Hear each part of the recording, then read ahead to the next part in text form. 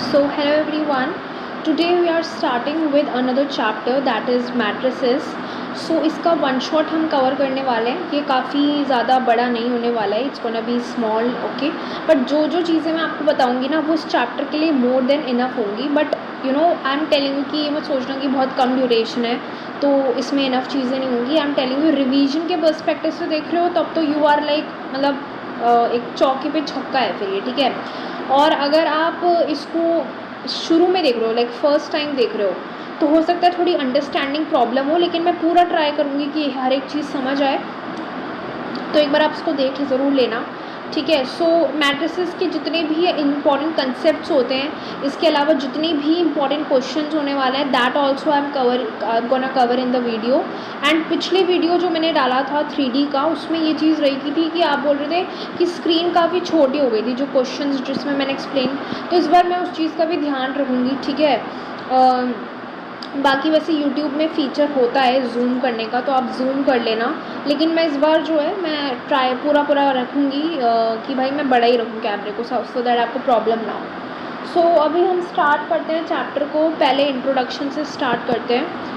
So introduction में हमारे पास matrices की क्या रहता है. सबसे पहले तो देखो रोज़ एंड कॉलम आपको पता होना चाहिए. इस चैप्टर में बच्चों को पता है रोज़ एंड कॉलम ही नहीं पता होता, and they literally have no idea कि रोज़ कैसे होते हैं, कॉलम कैसे होते हैं. सो मैं बता दूं कि रोज़ हमेशा हॉरिजेंटल होते हैं, इन्हें हम बोलते हैं rows. And if I talk about column तो कॉलम हमेशा ऐसे होते हैं. Got it. So these are your rows and these are your column, ठीक है. ये आपके रोज़ हो जाते हैं, ये आपके कॉलम हो जाते हैं. Got it.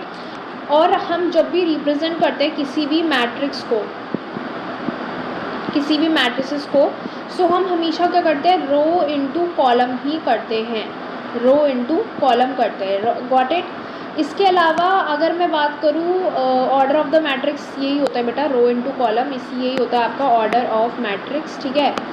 Row into column हो जाता है. उसके अलावा अपार्ट ऑफ इट अगर मैं बात करूँ देखो, फिर अगर क्वेश्चंस की मैं बात करूँ तो इसके ऊपर किस तरीके के क्वेश्चन बनते हैं. जैसे कंस्ट्रक्ट 2x2 मैट्रिक्स हो गया.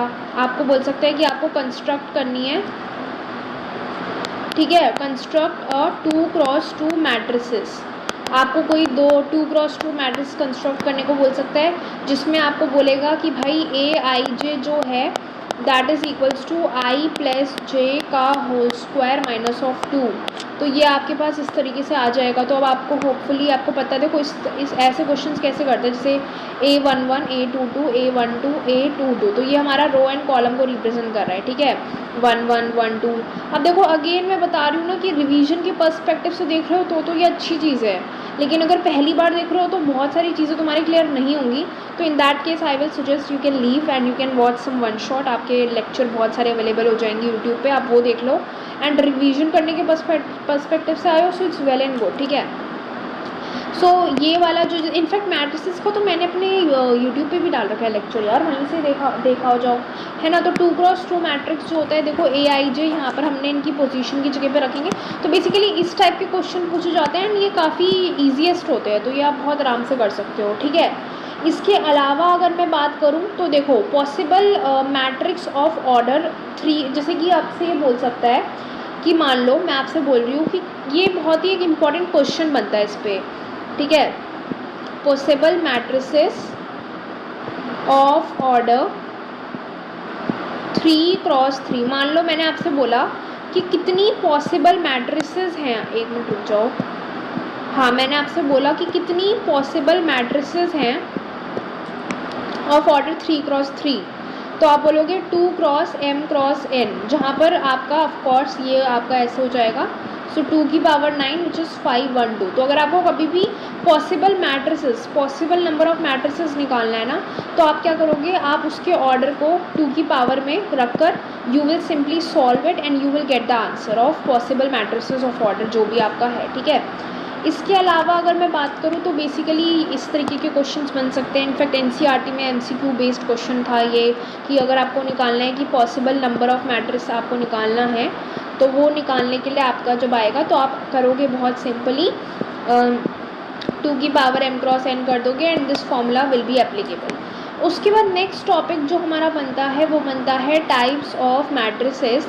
अगेन क्योंकि ये वन शॉट होएगा, रिवीजन के लिए होपफुली आप आए होगे इस लेक्चर में, तो मैं भी उस पर्सपेक्टिव से ही बता रही हूँ, ठीक है। बहुत ब्रीफ में नहीं जाने वाली मैं टाइप्स ऑफ मैट्रिसेस में भी। सबसे पहली जो हमारी मैट्रिक्स होती है वो होती है नल मैट्रिसेस। सो नल मैट्रिसेस पूरी ही ज़ीरो होती है, 0 0 0 0, so it's totally zero. Second type की आपकी जो मैट्रिक्स होती है that is your square matrices.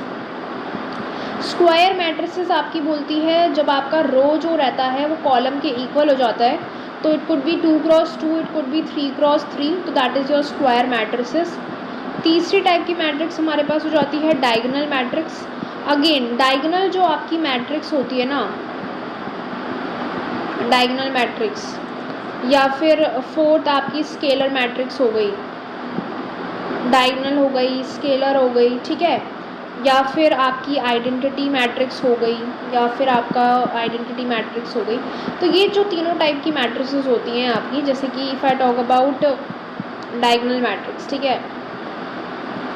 So diagonal matrix में क्या रहता है, आपके जो डायगोनल होते हैं ना उसके अलावा बाकी सारे एलिमेंट ज़ीरो होते हैं। जैसे कि डायगोनल हो सकता है 1, डायगोनल हो सकता है 2 0 0 0 3 0 0 0 4, तो यहाँ पर डायगोनल के अलावा बाकी सारे आपके ज़ीरो है। सो ये डायगोनल मैट्रिक्स। उसके बाद हमारे पास आता है स्केलर मैट्रिक्स। स्केलर मैट्रिसेस में क्या रहता है आपका 2 0 0 0 2 0 0 0 2, एंड आइडेंटिटी मैट्रिक्स में आपका क्या रहता है 1 0 0 0 1 0 0 0 1। सो बेसिकली आपने देखा कि जब डायगोनल मैट्रिक्स था तो उसके जो ये कंपोनेंट्स थे डायगोनल के, वो सारे के सारे अलग अलग थे लेकिन डायगोनल में ही थे। वहीं पर ही आपने ये स्केलर मैट्रिक्स में ये देखा कि भाई जो आपके एलिमेंट्स है डायगोनल के वो सारे के सारे स्केलर है, यानी कि सेम है, ठीक है। और हमने फिर बात करी आइडेंटिटी मैट्रिक्स की, जहाँ पर इस तरीके से आप देख सकते हो 1 1 1, so when it is 1 that is your identity matrix. इसके अलावा आपके पास आता है रो मैट्रिसेस। रो मैट्रिक्स देखो हम सबको पता है रो इनटू कॉलम जो होता है वो किसी भी मैट्रिक्स को रिप्रेजेंट करने का ऑर्डर होता है, and if it is 1 cross 4, if it is 1 cross 3, basically जब यहाँ पर 1 आ जाए so that is your row matrix. हम सबको पता है कि किस तरीके से होगा, जैसे 2 6 4, सो ये आपकी बन गई 1 क्रॉस 3 मैट्रिक्स। और वहीं पर ही हमारे पास नेक्स्ट टाइप की मैट्रिक्स होती है that is your column matrix. So basically column matrices आपकी क्या होती है, अगेन जैसे कि आपको पता है कि रो इनटू कॉलम आपका होता है, तो यहाँ पर अगर मान लो 3 क्रॉस 1 4 क्रॉस 1, कॉलम की जगह पे 1 आ जाए, राइट, तो उस तरीके से ये कॉलम मैट्रिक्स बन जाती है, जैसे 1 2 3, so this is your 3 cross 1 matrix, ठीक है। So this is how we represent row and column matrices. So hopefully row and column matrices अगर आपको समझ आ गया, तो टाइप्स ऑफ मैट्रिसेस तो इतने ही होते हैं। फिर नेक्स्ट कंसेप्ट आता है आपका इक्वालिटी ऑफ मैट्रिक्स का। इक्वालिटी ऑफ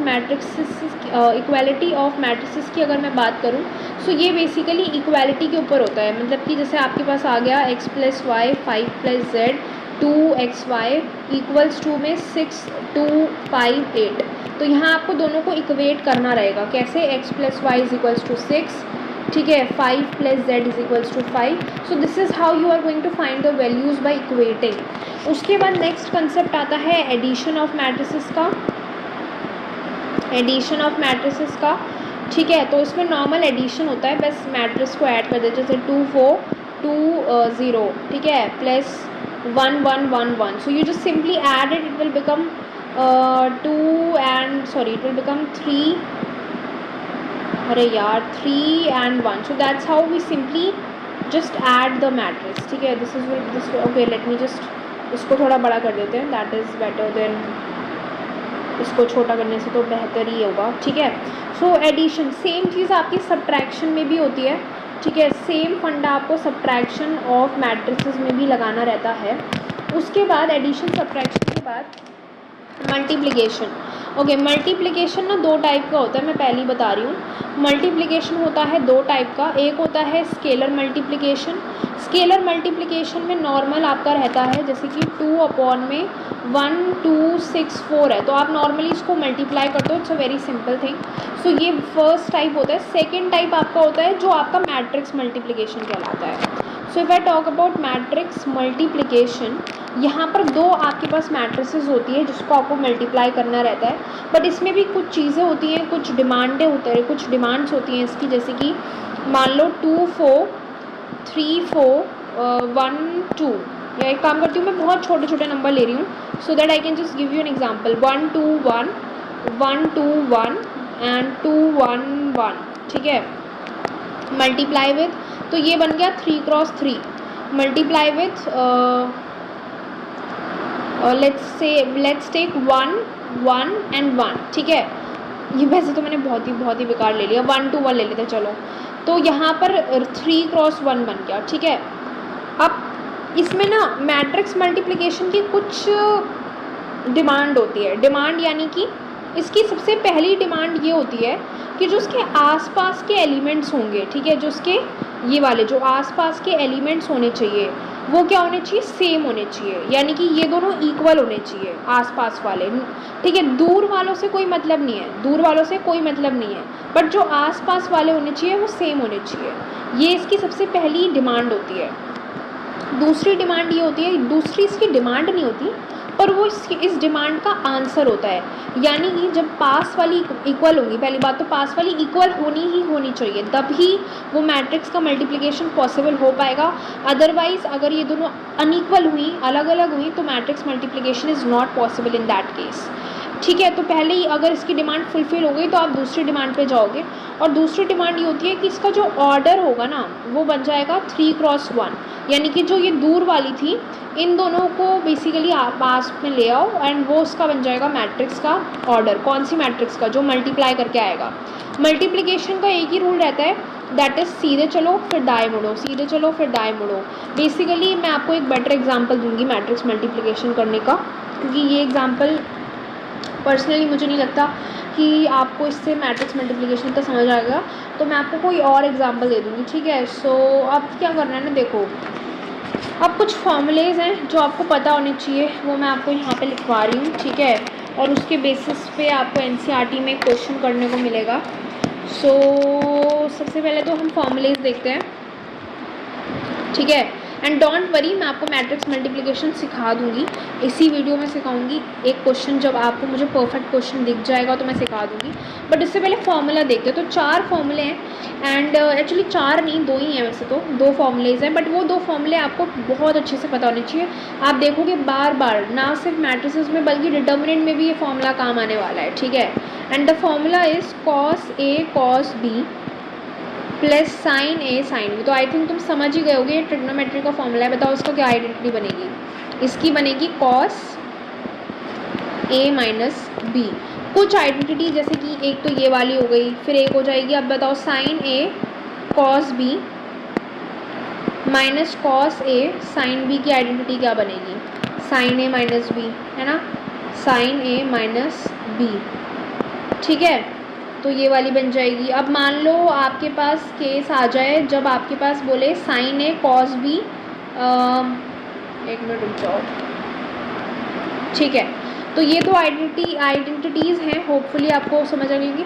इसके अलावा आपको ये वाली भी होपफुली पता होनी चाहिए, ए माइनस बी का क्यूब पता है ना क्या होता है, मैं लिखवा देती हूँ। ये होता है a cube minus b cube plus 3 a b square minus 3a square b, ठीक है। इसको हम ऐसे भी लिखते हैं कई बार, a minus b a square plus b square minus 2ab। So ये भी ऑलमोस्ट एक ही हो जाता है, a cube minus of b cube, फिर ये a स्क्वायर हो गया और फिर ये बन जाएगा आपके पास इस तरीके से। तो बेसिकली वो भी जब सॉल्व करके यही बन जाता है। एंड सेम चीज़ आपका a माइनस ऑफ बी, बहुतों को पता ही नहीं होता ये वाली आइडेंटिटी, तो इसलिए मैं बता रही हूँ, ठीक है। B cube plus 3a square B plus 3ab square, ठीक है। बट ये वाली आइडेंटिटी फ़िलहाल के लिए तो तुम्हें याद होनी चाहिए, होपफुली याद होगी। चलो अब एक काम करते हैं, let's do another question. Actually question नहीं, ट्रांसपोज का आप कॉन्सेप्ट पढ़ते हैं। सो नेक्स्ट कॉन्सेप्ट पढ़ते हैं अब, and that is transpose of a matrices, ठीक है। So transpose of a matrices is a very simple concept. वैसे तो इसको रिप्रेजेंट करने का तरीका रहता है ए ट्रांसपोज और ए डैश, इस तरीके से। वैसे तो मैंने कॉमा बना दिया, ये ऐसे होता है, मतलब बिल्कुल ऐसे, ठीक है।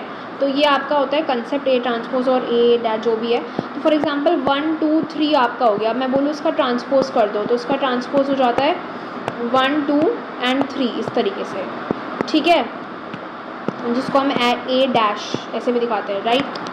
तो ये आपका हो जाता है। इसकी कुछ प्रॉपर्टीज़ होती हैं, ठीक है, ये इसकी काफ़ी सारी प्रॉपर्टीज़ आप पढ़ोगे when you will be studying determinants. And determinants की प्रॉपर्टीज़ पे सेपरेट मैं लेक्चर डालने वाली हूँ, सो वो ज़रूर वॉच करना। या तो लेक्चर डाल दूँगी या फिर एक पिक्चर इमेज जो है वो अपलोड कर दूँगी, so that properties, because properties of determinants are very very important. उन पर बहुत सारे PY के क्वेश्चन जो है ना वो ऑलरेडी अवेलेबल हैं। Like if you will do PYQs तो तुम्हें देखने को मिलेगा कि भाई इतने सारे प्रॉपर्टीज़ पे, मतलब प्रॉपर्टीज़ बिल्कुल मत छोड़ना है डिटर्मिनेंट की। The chapter determinants is itself based on properties I would say, ठीक है। एक तो ये वाली प्रॉपर्टी होती है सबसे इम्पॉर्टेंट, और ये वाली प्रॉपर्टी भी बहुत इंपॉर्टेंट होती है, ठीक है। इसमें नोटिस करने वाली बात ये है कि ये AB था, फिर ये ट्रांसपोज होकर BA हो गया, ठीक है। उसके बाद let's talk about symmetric and skew symmetric. अब क्योंकि तुमने ट्रांसपोज वाला टॉपिक पढ़ लिया है तो अब ये जो सिमेट्रिक मैट्रिक्स होता है, सिमेट्रिक मैट्रिसेस, ठीक है, ये वाला जो कंसेप्ट है सिमेट्रिक मैट्रिसेस और स्क्यू सिमेट्रिक का, ये आपका ट्रांसपोज पर ही बेस्ड है, स्क्यू सिमेट्रिक वाला concept. So basically symmetric matrices की अगर मैं बात करूँ सो ये कंसेप्ट जो होता है इसका जो बेसिकली फॉर्मूलेज होते हैं, जैसे इसका फॉर्मूला होता है half A minus A transpose plus A। तो ये फॉर्मूला आपका किसका रहता है, आपका रहता है सिमेट्रिक का। इसके अलावा एक और रहता है A is equals to A transpose, actually या ठीक है, एक्चुअली बोलना मुझे ये चाहिए A transpose is equals to में A, एंड इसका फॉर्मूला भी यही रहता है A is equals to half A transpose minus A upon, मतलब सॉरी, और A transpose is equals to में माइनस A। सो इनके दो और दो चार फॉर्मूले होते हैं। इसके अलावा एक बात बहुत ही खास होती है स्क्यू सिमेट्रिक मैट्रिसेस की, कि इसके जो भी डायगोनल एलिमेंट्स होते हैं ना, डायगोनल एलिमेंट्स वो ज़ीरो होते हैं, आर ऑल ज़ीरो। किसके, स्क्यू सिमेट्रिक के। स्क्यू सिमेट्रिक के जितने भी डायगोनल एलिमेंट्स होते हैं वो होते हैं आपके ज़ीरो मैट्रिसेस बोथ ओके। तो आपका ये रहता है। इसके अलावा ये एक इंटरेस्टिंग फैक्ट है कि अगर जो आपकी जो नल मैट्रिक्स होती है ना, नल मैट्रिसेस, वो आपकी सिमेट्रिक एंड स्क्यू सिमेट्रिक दोनों होती है, ठीक है। सो एक ये कंसेप्ट है। इसके अलावा होपफुली फॉर्मूलेज आपको क्लियर हो गए होंगे। Okay, so now if it is clear to you, इसको हम ऐसे भी लिखते हैं कई बार, A transpose A plus A transpose A minus A transpose. And मैंने फॉर्मूले में एक गलती कर दी यहाँ पे, ये तो सही है, देखो ये तो सही है, A ट्रांसपोज प्लस A लिख लो या A प्लस A ट्रांसपोज लिख लो, लेकिन ये सही नहीं हुआ क्योंकि यहाँ पर तुम इसको A माइनस A ट्रांसपोज ही लिख सकते हो, ठीक है। So my fault, I am so sorry for that. A minus A transpose होता है ये, एंड यहाँ पर ये भी इसके फॉर्मूले बन जाते हैं, ठीक है। तो अगर ये क्लियर हो गया है A plus A transpose, A minus A transpose वगैरह वगैरह, तो इन पे काफ़ी सारे क्वेश्चन बनते हैं and it is one of the important topic, let me just tell you, ठीक है। अब एक क्वेश्चन करते हैं which is a very very important question. आपसे ये कह रहा है कि if A and B are symmetric matrices, ठीक है, अगर ये आपके सिमेट्रिक मैट्रिसेस हैं ऑफ सेम ऑर्डर, ठीक है, of same order, then AB minus BA is बताओ, कह रहा है कि अगर A और B सिमेट्रिक मैट्रिसेस हैं सेम ऑर्डर के, तो AB माइनस BA अगर मुझे निकालना है तो मैं ये करूँगी कि मैं इन दोनों का ट्रांसपोज कर देती हूँ, जैसे कि AB का भी मैं ट्रांसपोज कर दूँगी और BA का भी मैं ट्रांसपोज कर दूँगी। तो ये हो जाएगा BA transpose, what I mean is B transpose A transpose minus A transpose B transpose. तो ये हो जाएगा आपके पास BA का ट्रांसपोज, राइट, BA का ट्रांसपोज माइनस AB का transpose. Now if you see carefully, तो शुरू में हमारे पास था AB माइनस ऑफ BA, है ना, एंड ये किसके इक्वल आ रहा है, BA का ट्रांसपोज माइनस ऑफ AB का ट्रांसपोज। सो ये हो जाएगा माइनस ऑफ AB का ट्रांसपोज प्लस ऑफ BA का ट्रांसपोज, जिसको हम फर्दर क्या लिख सकते हैं, अगर मान लो मैं माइनस का साइन बाहर ले आऊँ तो I can write it like this also, right, I can write it like this also, which simply means that अगर आपका ए और बी सिमेट्रिक मैट्रिसेस हैं, ए एंड बी, मैंने कुछ गलत कर दिया ऐसा मुझे लग रहा है,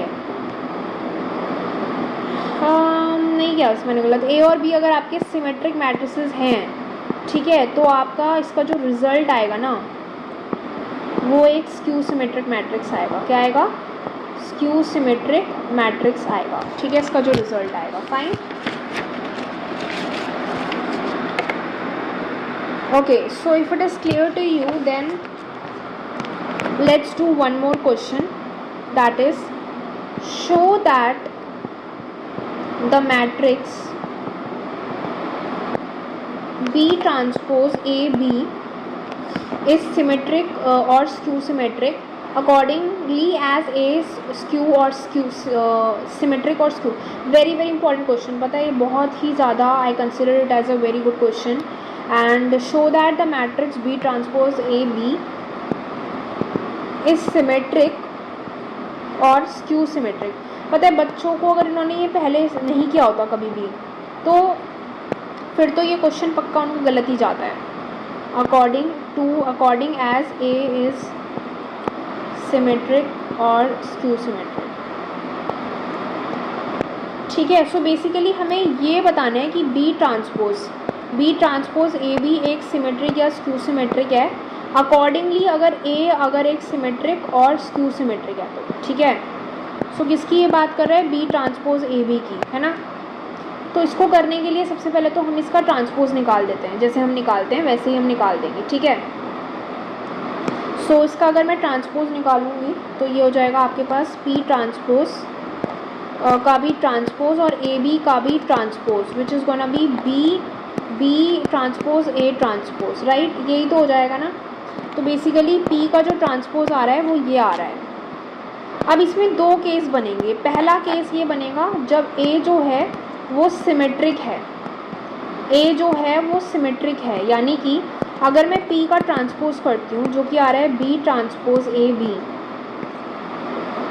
देखो ये बात समझने की कोशिश करना कि आपने देखा जब आपने P का ट्रांसपोज किया तो वो आ रहा है आपके पास B ट्रांसपोज ए बी, ठीक है। तो यानी कि P इज सिमेट्रिक, लेकिन अगर केस 2 जब A अगर स्क्यू सिमेट्रिक होता तो तब मैं P का ट्रांसपोज करती तो वो आता -B transpose A B.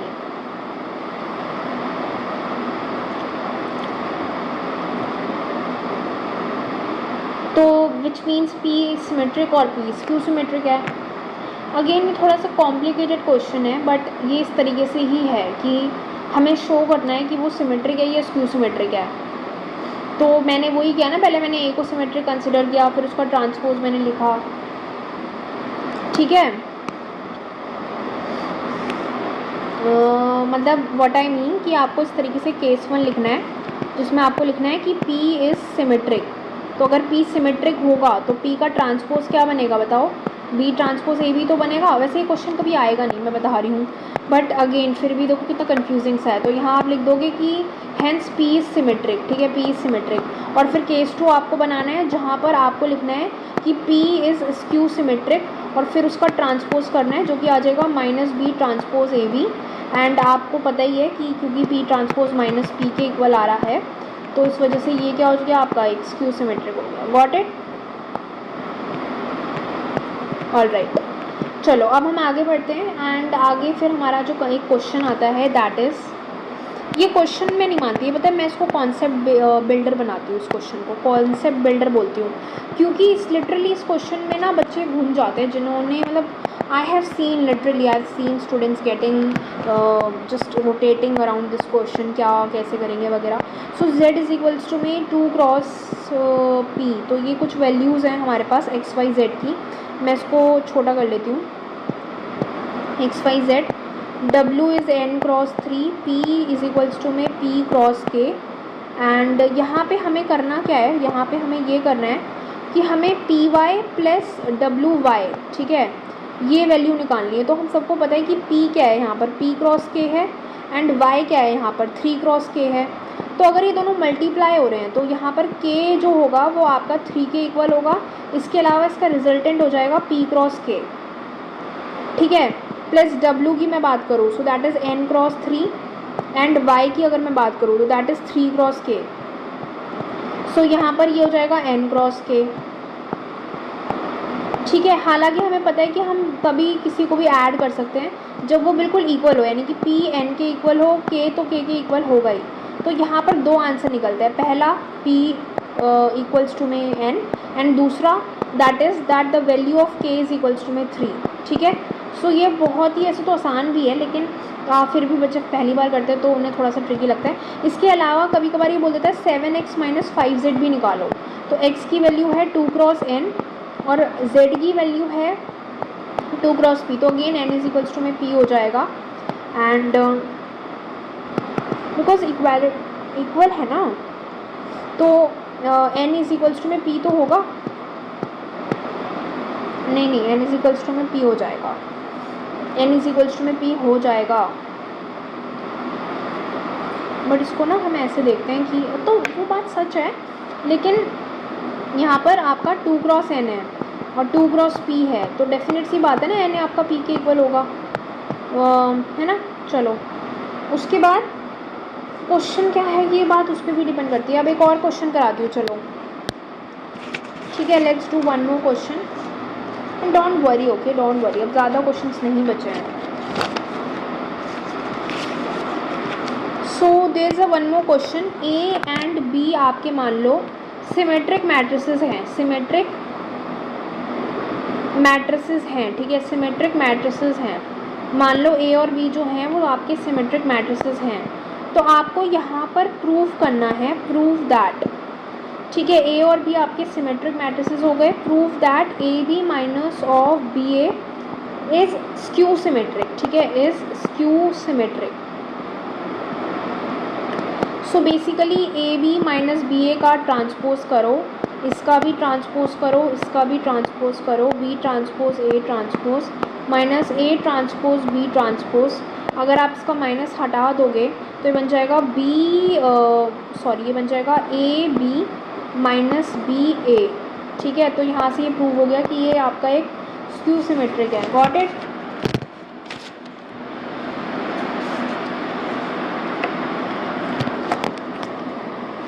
Okay, उसके बाद आपके पास यहाँ पर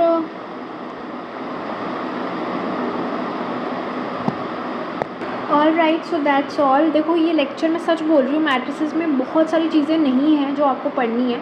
आप कुछ चीज़ों को ही बहुत अच्छा कर लो, कॉन्सेप्ट्स को अच्छा कर लो ना, तो फिर और इसके अलावा जितनी प्रैक्टिस करो, बाकी इससे कभी भी बहुत हार्ड क्वेश्चन नहीं आया है। जो आप कर लोगे ड्यूएबल ही आएगा, लेकिन अगेन प्रैक्टिस मत छोड़ना, ठीक है। बाकी सारे के सारे कंसेप्ट मैंने बता दिया। आप पहली बार इस चैप्टर को शुरू करो तो भी आप इस लेक्चर को लगा लेना, ठीक है। उसके बाद आप वन शॉट देख लोगे तो आपको और आसान होगा। इसके अलावा if you are watching this lecture in with respect to some sort of revision, then also it's very helpful, ठीक है। So that's why I'm not keeping it that so long, okay। इसके अलावा one shot I have already provided, and that's all. Thank you so much, and that's the end, okay।